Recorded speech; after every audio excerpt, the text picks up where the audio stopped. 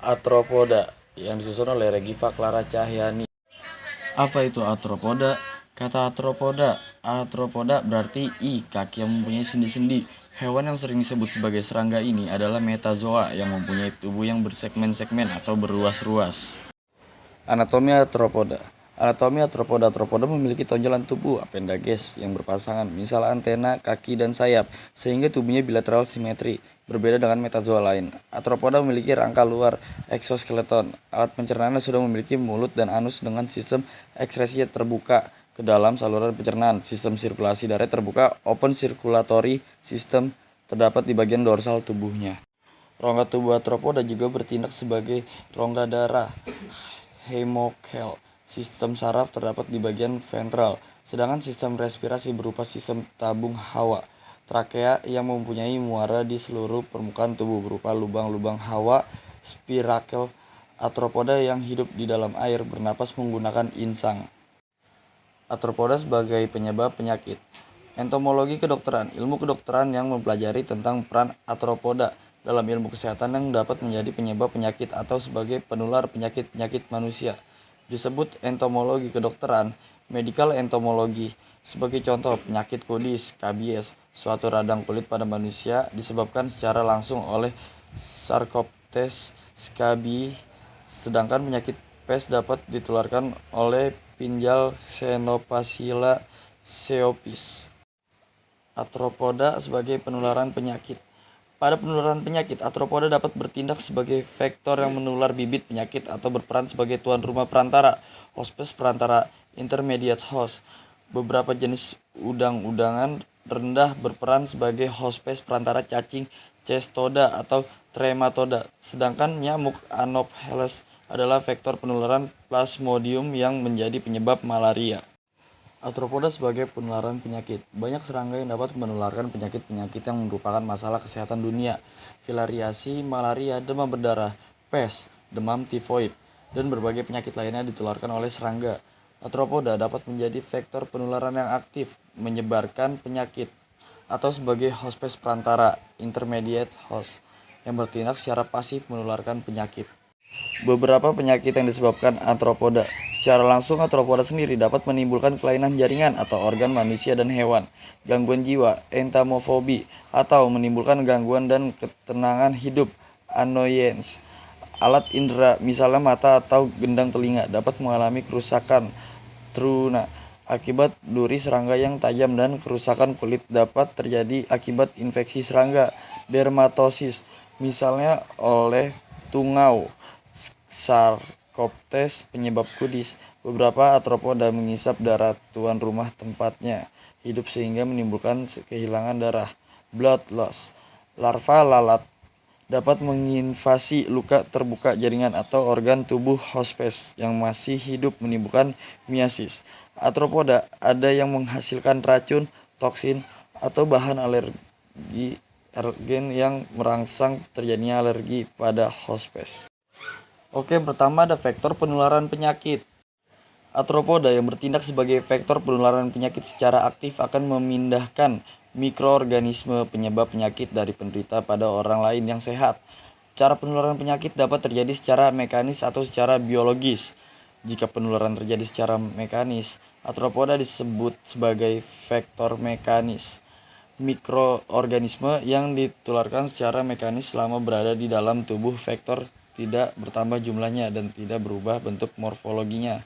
Sedangkan pada penularan penyakit secara biologis oleh arthropoda yang bertindak selaku vektor biologis di dalam tubuh arthropoda, mikroorganisme yang ditularkan berupa bentuk atau bertambah jumlahnya karena berkembang biak dalam tubuh arthropoda atau mengalami perubahan bentuk maupun jumlahnya.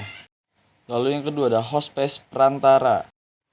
Serangga yang bertindak sebagai hospes perantara menularkan mikroorganisme penyebab penyakit secara pasif, sedangkan yang memasukkan mikroorganisme ke dalam tubuh penderita atau tuan rumah adalah hospes sendiri.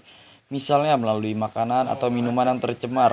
Larva cacing Diphyllobrothrium latum di dalam tubuh Cyclops berkembang menjadi larva yang mampu menembus badan ikan dan tubuh menjadi stadium infektif yang dapat menginfeksi manusia yang makan ikan mentah. Berikutnya ada insekta. Apa itu insekta? Insekta merupakan kelas dari arthropoda yang paling penting karena banyak jenis serangga dalam kelas ini yang menjadi vektor penularan berbagai macam penyakit yang menjadi masalah kesehatan dunia. Misalnya penyakit malaria, demam berdarah, dengue, yellow fever, pest, dan filariasis. Karena serangga ini memiliki 6 buah kaki, maka kelas insekta juga disebut sebagai kelas hexapoda.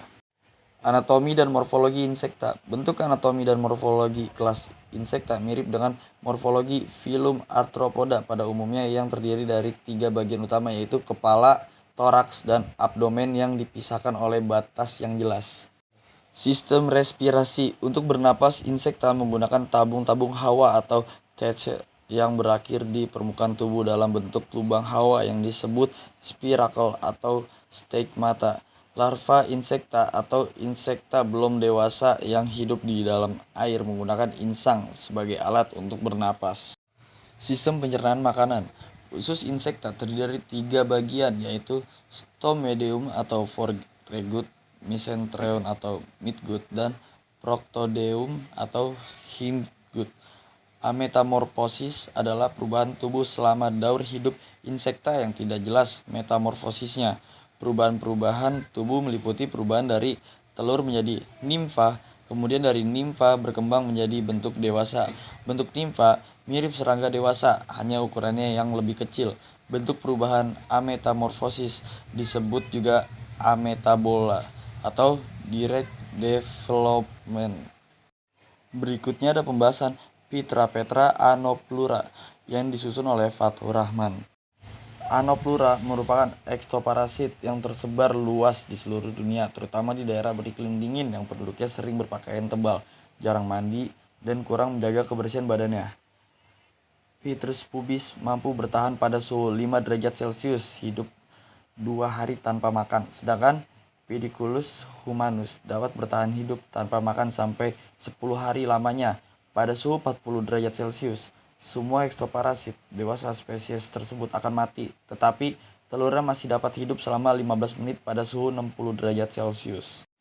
Anatomi dan morfologi pada Pithecia mempunyai 3 pasang kaki yang untuk melekat diri pada rambut hospes. Antena terdiri dari 5 segmen dan terdapat 1 pasang mata yang kecil yang terdapat di belakang antena. Ekstoparasit ini mempunyai telur berwarna putih yang lonjong bentuknya dan mempunyai penutup telur, operculum. Telur dapat melekat erat pada rambut hospes karena berperakat. Seekor kutu betina bertelur sebanyak 6-9 butir dalam 1 hari. Pediculus humanus. Parasit ini memiliki tubuh memanjang dengan ujung posterior yang meruncing dan batas ruas yang jelas. P. humanus capitis dan P. humanus corporis memiliki bentuk tubuh yang mirip, tetapi dapat dibedakan berdasarkan panjang badan. Kepalanya berbentuk ovoid yang bersudut dan semua kaki memiliki ukuran yang sama. Petrus pubis. Parasit ini memiliki bentuk tubuh bulat seperti kura-kura dengan panjang tubuh sekitar 0,8 hingga 1,2 mm. Kepalanya berbentuk segi empat yang berbeda dengan P. humanus dan batas ruas abdomennya tidak jelas. Kaki-kakinya memiliki karakteristik di mana pasangan kaki pertama lebih kecil dari pasangan kedua dan ketiga. Daur hidup. Anoplura mengalami metamorfosis yang tidak lengkap. Telur menetas menjadi nimfa yang mengalami 3 kali pergantian kulit sebelum menjadi dewasa dalam 7-14 hari. Parasit dewasa dapat hidup dengan 40 hari di tubuh hospes. Gejala klinis pediculosis.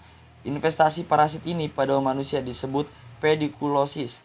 Gigitan parasit dan air liurnya menyebabkan iritasi kulit, gatal-gatal, pembengkakan kulit yang berair, dan dapat menyebabkan morbus errorum atau vagabonds disease. Garukan kulit dapat menyebabkan infeksi sekunder. Gejala khas meliputi gatal-gatal dan bekas garukan. Dengan diagnosis pasti ditegakkan dengan menemukan parasit dewasa atau telurnya. Penanganan Pediculus humanus corporis, kutu badan. Gunakan DDT bedak 10% dalam pyrophilid atau benzena hexachloride (BHC). Bentuk debu 1%, das atau bubuk malation 1%. Desinfeksi pakaian dengan merebus atau menggunakan otoklav pada suhu 60 derajat Celcius selama 15 menit. Fumigasi dengan gas metil bromida juga efektif. Penanganan Pediculus hominis capitis, kutu kepala. Gunakan salep lindens BHC 1%, bedak DDT 10%, bedak BHC 1% dalam prophylated atau benzoat benzylicus emulsion. Penanganan Pitrus pubis kutu kemaluan. Gunakan salep lindane atau bedak DDT 10% untuk parasit pada bulu mata. Gunakan oksida kuning air raksa. Anoplura sebagai penularan penyakit. Penyakit yang ditularkan oleh Pediculus humanus corporis kutu badan meliputi epidemik typhus fever yang disebabkan oleh Rickettsia prowazekii, epidemik relapsing fever yang disebabkan oleh Borrelia recurrentis, trench fever yang disebabkan oleh Rickettsia quintana. Penularan penyakit dapat melalui gigitan ektoparasit atau kontak dengan tinja ektoparasit yang terinfeksi. Berikutnya Hemiptera.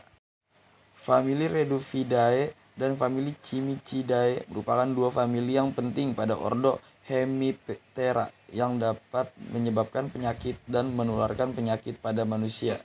Apa itu Cimicidae? Cimicidae adalah keluarga serangga berbentuk lonjong dan pipis seperti Cimex lectularius dan Cimex hemipterus. Mereka tidak bersayap dan mengisap darah manusia pada malam hari, bersembunyi di tempat tidur atau celah-celah kayu pada siang hari. Daur hidup mereka melalui telur, nimfa, dan dewasa dengan metamorfosis yang tidak lengkap. Gigitannya meninggalkan bekas merah dan gatal, serta dapat menularkan penyakit seperti Coxiella burnetii, Yersinia pestis, Leishmania donovani, dan Trypanosoma cruzi. Reduvidae dikenal sebagai assassin bug atau kissing bug, memiliki kepala kecil, mata menjemuk, dan proboscis dengan 3 segmen. Mereka berwarna coklat dengan bercak merah dan kuning dan memiliki sayap yang sempurna untuk terbang.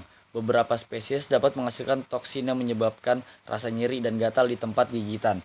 Mereka juga dapat menjadi vektor penyakit Chagas seperti Trypanosoma cruzi melalui luka gigitan yang terkontaminasi tinja serangga yang infektif. Solusi untuk membasmi Cimicidae dan Reduvidae adalah dengan menggunakan larutan DDT 5% dalam minyak tanah atau Gamexane dalam bentuk residual spray.